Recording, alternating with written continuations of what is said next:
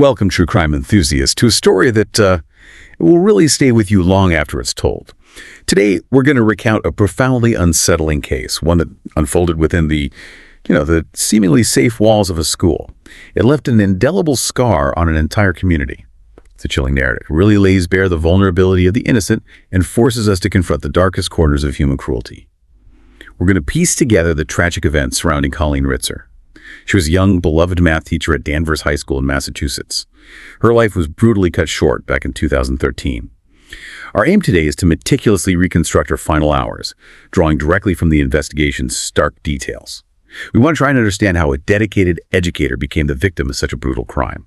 So prepare yourself, because this is where we begin to unravel one of the most heartbreaking cases we've ever covered.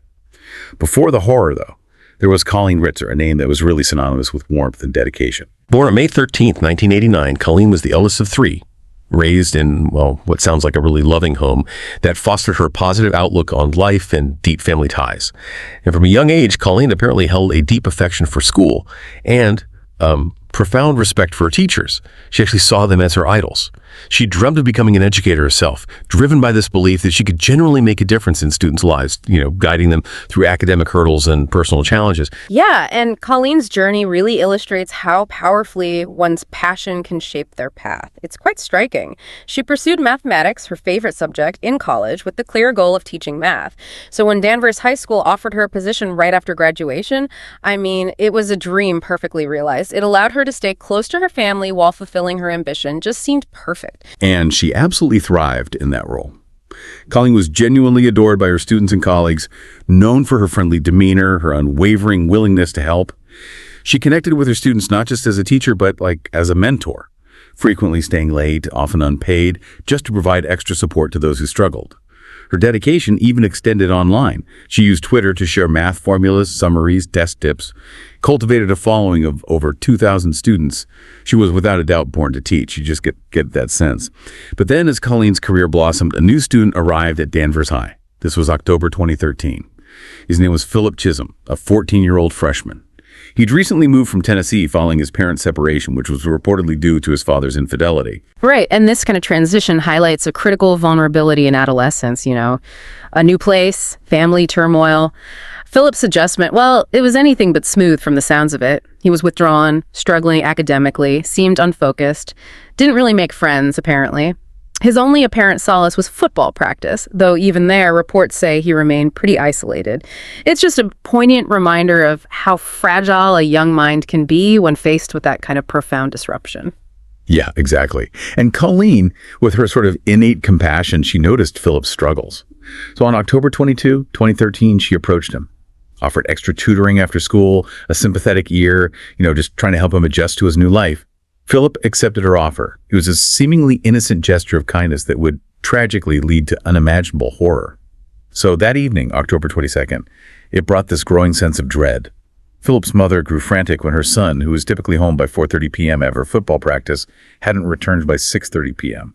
She did the right thing, immediately reported him missing to the police. And this rapid escalation from concern to alarm, it speaks volumes about routines, right? How much we rely on them. And when they're disrupted, it can signal something far more serious.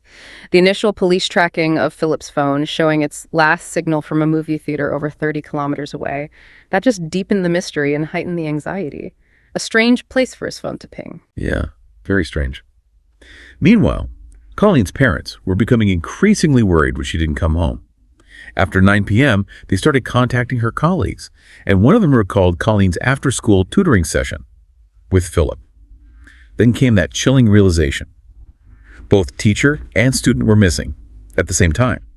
Colleen's parents then drove to the school and found her car still in the parking lot. Just a deeply unsettling sign that something was terribly wrong. They, too, reported her missing. So now you have two missing persons cases, eerily linked. Police quickly checked Colleen's phone. Its last signal was near the school, about a 20-minute walk away. And in that area, they found her empty handbag on the street. Her colleagues confirmed it was hers. The pieces of a really sinister puzzle were beginning to fall into place. Believing the incident might have originated within the school itself, police initiated a thorough search of the building. And their grim discovery in a second-floor girl's bathroom, small blood droplets scattered around, instantly elevated the situation. This wasn't just a disappearance anymore. It was something far more sinister. And more blood was found near the school entrance. It became a full-blown criminal investigation right then and there. Absolutely. The presence of blood dramatically shifts the entire narrative, doesn't it? It confirms a violent struggle, validating the worst fears, and immediately focuses the investigation on what actually transpired inside those school walls. It's that moment where a search becomes a hunt. Yeah, exactly. So around 12:30 a.m. on October 23rd, just hours after the missing persons reports went out, a call came into Topsfield Police, which is a neighboring town. A suspicious young man wearing a hoodie, carrying a large backpack, was seen walking alone on a deserted road. When officers arrived, they found him. It was 14-year-old Philip Chism. Upon searching his backpack, the officers made a series of truly disturbing discoveries. A bloodstained pocket knife, a bloodstained box cutter, women's underwear, a black mask, and most chillingly, Colleen Ritzer's credit card and her driver's license. Wow. The sheer volume and the nature of that evidence is just undeniable, immediately incriminating. And when they questioned him, Philip's stories were apparently wildly inconsistent. First, he claimed he'd found the items at a gas station, said he intended to return them. Then he changed his story, admitting to breaking into Colleen's car to steal them. But when they confronted him about the blood, he simply stated it was that woman's. No, that clear attempt at deception, coupled with the evidence, it just points towards guilty knowledge, Definitely. DNA tests later confirmed the blood belonged to Colleen Ritzer. So at this point, Philip was arrested. Initially, it was just for theft, because Colleen's fate, well, it was still unknown at that precise moment. And here's a striking detail. Just before his mother arrived at the police station, Philip apparently seemed on the verge of confessing something, but her presence silenced him. Just stop talking. Only hours later, though, around 3 a.m. on October 23rd, the police made the devastating discovery. They followed the last known signal from Colleen's phone, ventured into the woods near Danvers High School, and there, under a pile of leaves and branches, they found Colleen Ritzer's body. The scene was just horrific. She was found in a sitting position, legs spread, her lower body unclothed. A large tree branch had been brutally inserted into her genitals. Her upper clothing was pulled up, her bra pulled down. Small wounds covered her neck and chest. She was gone. Yeah. This is where meticulous evidence collection becomes absolutely critical for getting justice. Near her body, police also found a handwritten note, just scrawled with the chilling message, "I hate you all." And 20 meters away, a wheeled trash bin with dried bloodstains and blood-stained rubber gloves. It further cemented the brutal nature of the crime, and it immediately implicated Philip Chism as the prime suspect for murder. No question at that point. So to build a definitive case, investigators turned to the school's surveillance cameras. This is always crucial. What they uncovered was a minute-by-minute horrifying reconstruction of Colleen Ritzer's last known hours and Philip Chism's calculated actions. This is where the true horror of the timeline is just laid bare. It's hard to watch, I imagine. The footage shows that at 2:54 p.m., right after her tutoring session ended, Colleen left her classroom. Just moments later, Philip emerged from the same room, looking left and right, kind of suspiciously, before briefly ducking back inside. He then re-emerged, but this time he was wearing a blue hoodie. That change of clothing right there, captured so precisely. It suggests an immediate intent, either to conceal his identity or prepare for a planned action. It doesn't feel spontaneous. No, it doesn't. Simultaneously, other cameras showed Colleen entering the second-floor girls' bathroom near her classroom. At 2:55 p.m., just a minute later, Philip was seen entering the very same bathroom. And the cameras, for a crucial period, they lost sight of them both inside. Then at 3:06 p.m., a female student entered the bathroom, only to quickly exit. When questioned later, she recounted seeing a person's lower body unclothed in one of the stalls. She assumed someone was changing and left to grant privacy. This is likely Colleen, already fallen victim to the attack. Just awful timing. At 3:08 p.m., Philip exited the bathroom. He left the school briefly, but returned just 2 minutes later. Now, he was only in a t-shirt, having ditched the hoodie somewhere.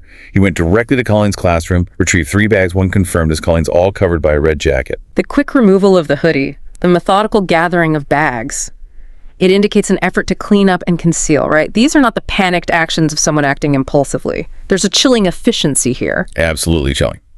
The cameras then captured Philip at 3:14 p.m., returning to the bathroom area. This time, he was wearing a red jacket and pushing a large wheeled trash bin. He entered the girls' bathroom again. 8 minutes later, Philip emerged, still pushing the trash bin, but now he was wearing a black cloth mask. The bin, visibly heavier, clearly betrayed the gruesome cargo it now carried. He wheeled it down the stairs, past numerous people who incredibly seemed not to notice or question him, and out of the school towards the forest entrance. The camera trail ended there, but roughly half an hour later, around 4:00 p.m., Philip reappeared on the second floor near the bathroom. This time, he was in a white t-shirt and blood-stained jeans with no shoes. Just think about that visual. He entered the boys' bathroom and 4 minutes later emerged in clean black clothes, leaving the school seemingly unnoticed. This entire sequence, just meticulously captured by the surveillance system, it paints such a stark picture of a premeditated and calculated act. The changing of clothes multiple times, the acquisition and use of the trash bin, the mask. These are absolutely not signs of a sudden, impulsive outburst. They point to planning, intent to escape detection, dispose of evidence. It's cold. Very cold. Police later tracked Philip's movements from 4:00 p.m. until he was found near midnight. He actually used Colleen's credit card to buy a movie ticket at Hollywood Hit Cinema, then used it for food. After that, he just wandered aimlessly for about 8 kilometers into Topsfield, where he was finally found walking on that road. Then came the autopsy results, painting an even grimmer picture. While a single definitive cause of death couldn't be pinpointed, the doctors concluded Colleen likely died from either asphyxiation, strangulation, or suffocation perhaps, or severe blood loss. She had at least 16 stab wounds. 3 were deep enough to sever major blood vessels. And compounding the horror, there was also evidence of sexual assault. Yeah, that level of brutality, the nature of the wounds, the sexual assault, it suggests a profound depravity. It really does. It raises that disturbing question of what could possibly drive such extreme violence, especially when a clear, rational motive often remains elusive. It just pushes beyond simple anger into something far, far darker. It really does. Philip Chism was officially charged with robbery, rape, and intentional murder. Yet he never once admitted to the crime or offered any real explanation for his actions. When asked, his friends, the few he had, described him as withdrawn and isolated. They offered no insights into his mindset that could possibly explain such a horrific turn. Police did explore a possible trigger, though. Another student who was present during the early part of that tutoring session reported something interesting. They said Philip became visibly angry when Colleen briefly brought up Tennessee, where his parents had just separated. Apparently, Colleen quickly changed the subject, but Philip's mood remained sour afterwards. Police speculated this could have been a trigger, but they also noted his meticulous planning bringing the change of clothes. The bag suggested a far deeper premeditation, not just a spontaneous burst of rage over a comment. And that distinction between an impulsive act and premeditation became absolutely crucial in court. The defense argued that Philip suffered from an unstable mental state, possibly major depressive disorder, and that Colleen's comments, however innocuous they might seem, triggered a psychotic break. They argued it led to an unplanned, impulsive act. They brought in psychiatrists to testify about his mental health issues, trying to demonstrate a diminished capacity. Right, that was the defense strategy. However, the court ultimately disagreed. The judge ruled that Philip's actions, the methodical cleanup, the disposal of the body, the deliberate attempts to cover up the crime, all demonstrated clear premeditation, a calculating mind at work. He was found guilty of Colleen Ritzer's murder. Philip Chism was sentenced to life imprisonment, with the possibility of parole, but only after 40 years. And his dangerous nature was further cemented when he actually attempted to murder a female officer while he was still in juvenile detention. It highlights a really deeply disturbing pattern of violence. Colleen Ritzer's funeral, held on October 28, 2013, was attended by over 100 students. Just shows the impact she had. They shared heartfelt tributes, spoke of her kindness, her unwavering support, painting this picture of a life that touched so many. It's genuinely inspiring, isn't it, to witness how a community can try to transform such profound loss into a lasting legacy. Colleen's family, in a beautiful act of remembrance, established the Colleen Ritzer Memorial Fund. This fund provides scholarships to aspiring teachers, ensuring that Colleen's dream of fostering education continues through new generations. It's quite powerful. In just 9 years, the fund had awarded scholarships to 89 students, totaling over $400,000. It's a really powerful testament to the good that can emerge even from senseless tragedy, standing in stark contrast to the darkness of her death. A legacy of good, born from a senseless act that just shook a community to its core. And yet, despite all the detailed evidence, the CCTV, the conviction, the chilling question just remains. Why? Philip Chism never offered a true explanation for his actions, leaving us all to grapple with the unfathomable depths of human cruelty and the mysteries that sometimes hide beneath seemingly normal exteriors. The Colleen Ritzer case is a truly heartbreaking story. It's a stark reminder of the hidden dangers that can lurk even in familiar places, like a school. It compels us to consider the complexities of mental health, the impact of personal trauma, and, the enduring power of compassion in the face of such profound darkness. Indeed. This story really underscores the vital importance of vigilance, doesn't it? In our communities, within our families, prompting us to pay closer attention to the emotional and mental well-being of young people. The unexplained brutality here leaves that lasting question about the unseen struggles that can manifest in such horrific ways. We hope this recounting of Colleen Ritzer's story has offered you a comprehensive, if very somber, understanding of this tragic event. Thank you for joining us on the Deep Dive. If you found this discussion impactful, please do us a favor and hit that like button, maybe share the story with others who might be interested, and subscribe to the Horror Doc channel for more in-depth explorations into the dark and mysterious. We really appreciate your support and look forward to our next discussion together. Until then, take care.